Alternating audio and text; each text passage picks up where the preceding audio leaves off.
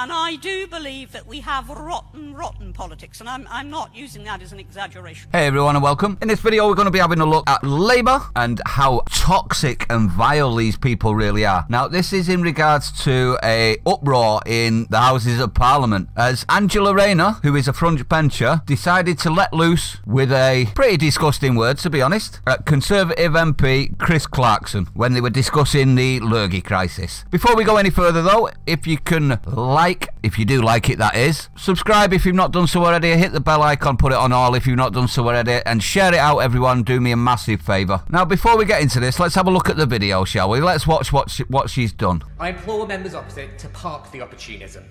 I know the Honourable Member for Stretford and Irvine thinks this is a good crisis which the Labour Party should exploit. She did. I did a video on it myself.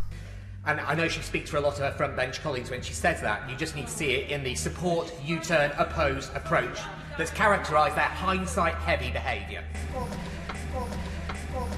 But, excuse me, did the Honourable Lady just call me scum? Yes, she did. And I replayed it 3 times with the volume turned up so everyone could hear. Order! Oh, Angela's going to get a spanking. From the front bench, we will not have remarks like that. Not under any circumstances, no matter how heartfelt it might be. Not at all. Point of order. Thank you, Madam Deputy Speaker. I think one of the things I'd ask your guidance on is the honourable members saying things about the front bench which is inaccurate in their speech, and I'd ask them to withdraw it. If it was inaccurate, Angela, why didn't the lady in question that did say it, that I did a video about, why wasn't she reprimanded?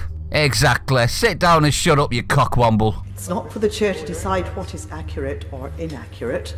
I cannot make such a judgment, but of course I will ask the honourable gentleman to be reasonable in what he says and to be careful of his remarks. And I'm sure that if the honourable gentleman feels that he has said anything that is offensive to the honourable lady, then he will undoubtedly withdraw and apologise immediately. Mr. Chris Clarkson. Thank you, Madam Deputy Speaker, and thank you for your guidance. I should clarify, I asked the Honourable Lady if she called me that. That's what I heard.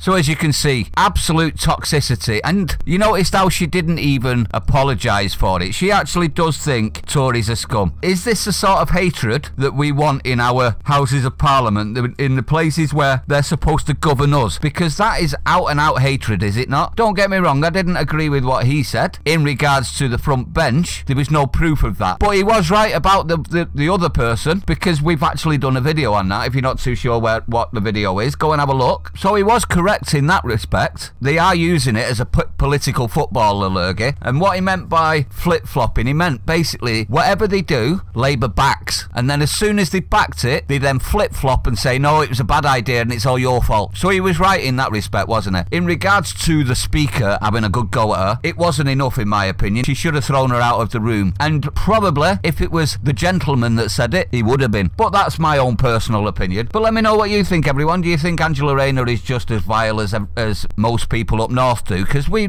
think she's vile just because of the words that come out of her mouth. She's not diplomatic in any way, shape or form, and would be a disaster as second in command as the leader of the country. Seems you can take Labour out of Corbyn, but you can't take the Corbynite out of Labour. So never vote Labour. Look after yourselves and I'll see you on the next one.